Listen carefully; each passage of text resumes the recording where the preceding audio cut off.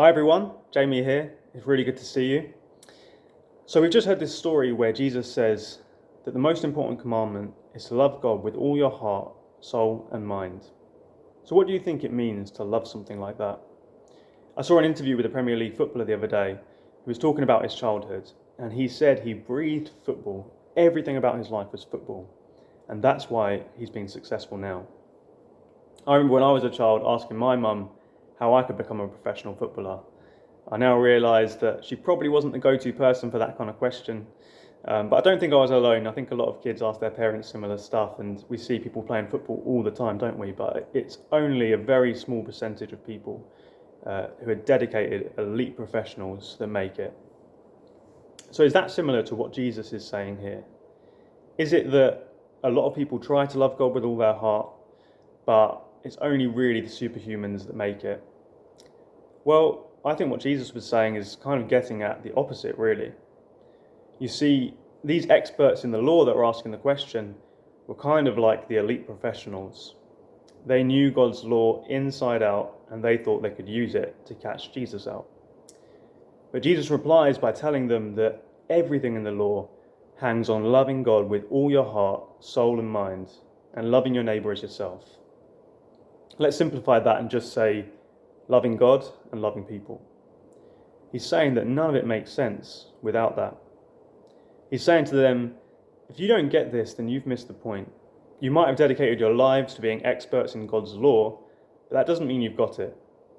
The main point, loving God and loving people, is something that anyone can grasp. You don't need to be one of the elite superhumans like them to get this. It is for anyone, and it's for everyone. And I think this is something that can help us with our walk with God. We can ask ourselves, where have we got fixated on the wrong things? Where have we started to treat our faith a little bit like a checklist that we just need to tick the right boxes, rather than really looking at our heart?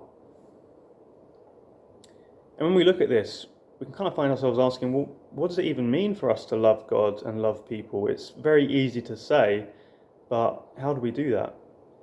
Well, I think a good place to start is by opening our hearts to God and opening our hearts to each other.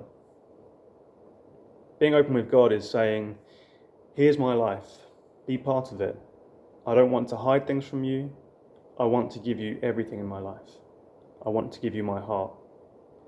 We'll always hold things back, we're human, but we need to keep coming back to God and keep giving him our heart. And what about being open with people? Well, a good place to start is our church family. We exist as a church to be God's family, which means Church at Five is God's family for where we live.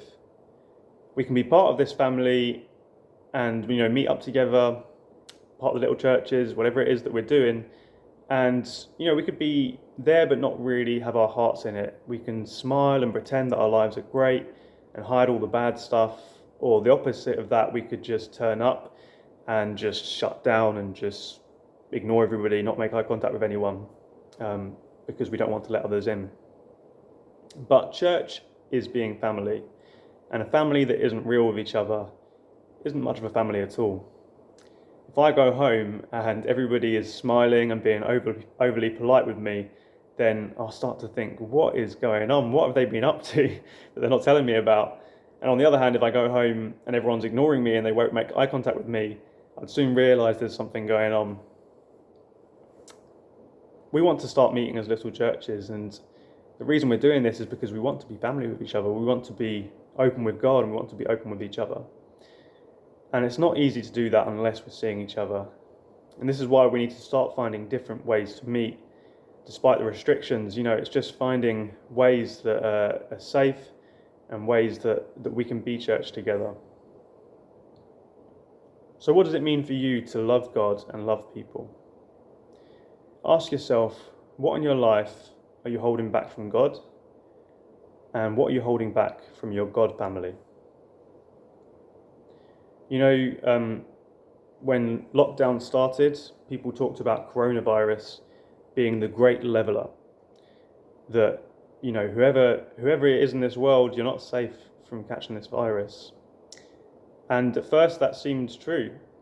Although over time, I think we all realised that coronavirus wasn't the great leveller, because as the rich and the powerful started to become ill with it, they got first-class treatment, and others had to be in overcrowded wards, or in other parts of the world probably didn't even get the overcrowded wards, but couldn't get access to a hospital.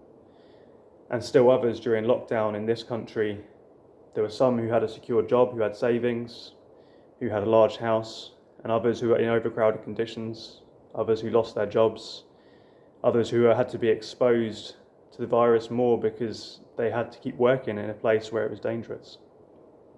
So coronavirus was not the great leveller. But I think we can say that Jesus is the great leveller.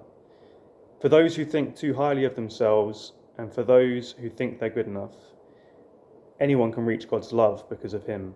You don't have to be elite, you don't have to be super holy, you just need to not miss the point. It all hangs on loving God and loving people. Without those two things, none of it really makes sense. So if Jesus is the great leveller, then what's holding you back? He never says no to those who invite him into their lives. So take a step that's much simpler than it seems and do that. That's something you can do whether you've been walking with God for a long time or not at all.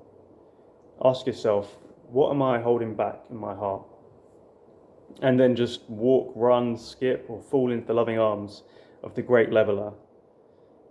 It will be the best thing that has ever happened to you every time you do it.